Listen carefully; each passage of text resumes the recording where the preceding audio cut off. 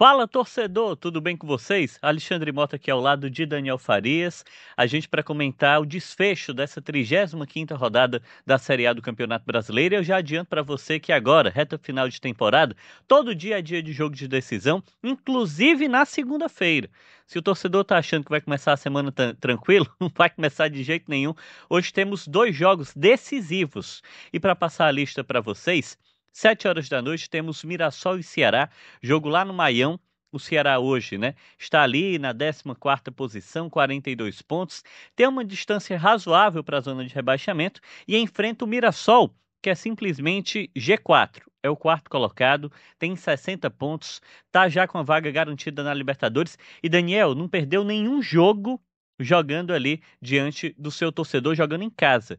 Então já adianto perguntando para você, o que é que esperar desse compromisso entre Mirassol e Ceará, que é um dos últimos jogos aí da 35ª rodada. Missão muito difícil para o Ceará, Alexandre. Você citou muito bem o Mirassol. É uma equipe que dentro de casa é muito forte, não perdeu nenhum jogo nessa edição da Série A do Campeonato Brasileiro. Faz uma grande campanha quando a gente olha em termos de classificação. O Mirassol é o quarto colocado, né? Logo na sua primeira participação no Campeonato Brasileiro, na elite do futebol brasileiro. Tem conseguido ir muito bem. Já confirmou a sua vaga na Libertadores, mas agora, Alexandre, está buscando também uma vaga direta na fase de grupos. Então, mesmo que esteja ali no topo da tabela, é uma equipe que continua buscando somar pontos, então, né, vai buscar pontuar, vai buscar vencer o Ceará nesta noite lá no Maião. Cabe ao Ceará, Alexandre, tentar fazer aquilo que ele já fez em outros momentos nessa temporada, nessa edição da Série A. O quê?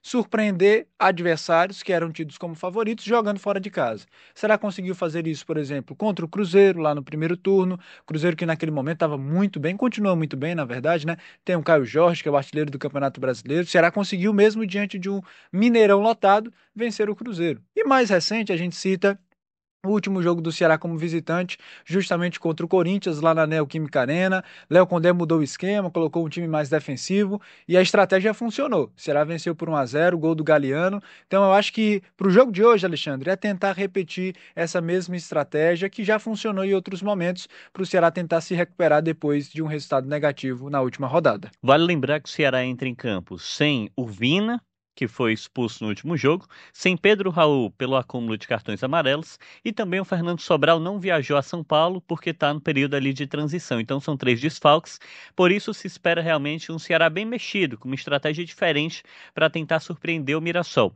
Quando se espera muito do Ceará, historicamente parece que o Ceará ele não consegue entregar o que o torcedor está desejando. Mas quando ele chega no jogo com um azarão, É. todo mundo depositando a esperança do outro lado, aí, meu amigo, o Ceará gosta desse tipo de jogo e é isso que o Ceará vai tentar fazer. Vai tentar pontuar. Precisa pontuar, Daniel, por quê? Depois do jogo do Ceará, 9 da noite, Sim. tem um jogaço envolvendo Internacional e Santos. Meu diretor vai botar aí na tabela para vocês. Olha onde é que está o Internacional.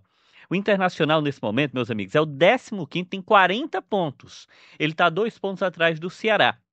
Já a equipe ali do Santos, hoje é a primeira da zona de rebaixamento, tem 37 pontos. Então, antes da rodada começar, o que a gente sabe é que o Ceará está a 5 pontos Sim, da zona, né? exato. Olhando ali para o Santos.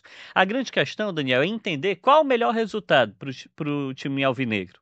O melhor resultado é o quê? É o time do Santos vencer, aí o Santos sai da zona. Sim. Mas, ao mesmo tempo, a distância do Ceará diminui para avaliando a zona de rebaixamento. É o Internacional conquistar um resultado, porque aí ia depender do jogo do próprio Ceará, o Inter pode até ultrapassar o Ceará. Então esse é um jogo meio chave para a jornada do Alvinegro de Porangabuçu. E é até difícil, Alexandre, a gente pontuar qual desses seria o melhor resultado. Mas eu não consigo dizer, por exemplo, que o Santos vencer seria um resultado bom para o Ceará.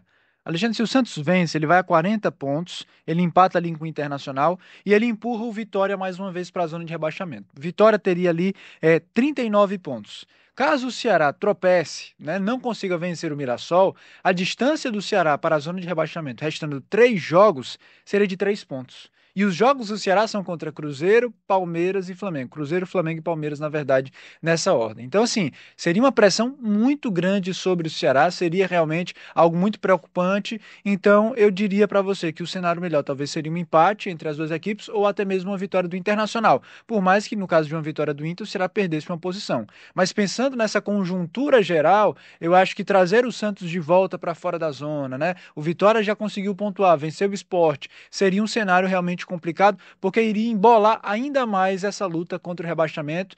Mas para isso não acontecer, também a gente não pode falar só dos outros times. O próprio Ceará tem que tentar fazer a sua parte, né? Para que ele não se complique, para que não fique a 3 pontos da zona, para que essa distância não diminua, ou para que ele não continue ali naquele bolo contra o rebaixamento, cabe a ele tentar ter um resultado positivo hoje à noite contra o Mirassol. Esse é o panorama, e aí essa rodada vai ser finalizada com o último compromisso, que seria realizado neste fim de semana, mas esse jogo foi adiado, né? Que é justamente Atlético Mineiro e Fortaleza. O Atlético estava envolvido na final da Sul-Americana, acabou sendo derrotado nos pênaltis para o Lanús da Argentina, então perde o título internacional, já havia perdido recentemente também a Libertadores na grande decisão, e esse compromisso vai ser no próximo fim de semana. Então tá muito claro, né? A missão do torcedor do Fortaleza é ficar secando tudo isso. E aí, pro Fortaleza, eu acho que o resultado é mais simples, tá? É, Ele precisa torcer para o Santos perder. Hoje o exatamente. Santos está dentro da zona, o time do Vitória é o primeiro fora da zona. A distância do Fortaleza, por exemplo, né, para o primeiro fora da zona está em 5 pontos. Isso. E se existir um resultado favorável ao time do Santos, essa distância pode até aumentar, Aumentar. a chegar até 7, né? Isso. Então, esse é o cenário. Então, para o time do Fortaleza fica muito evidente, na reta final do campeonato, quem é que ele precisa escolher um lado. Se ele precisar escolher um lado, ele precisa torcer pro Internacional. Esse é o panorama, rodadas decisivas, jogos acontecendo, e tudo isso você acompanha aqui no Diário Nordeste. A gente vai encerrando por aqui esse pré-rodada, falando tudo aqui da 35ª rodada da Série A do Campeonato Brasileiro.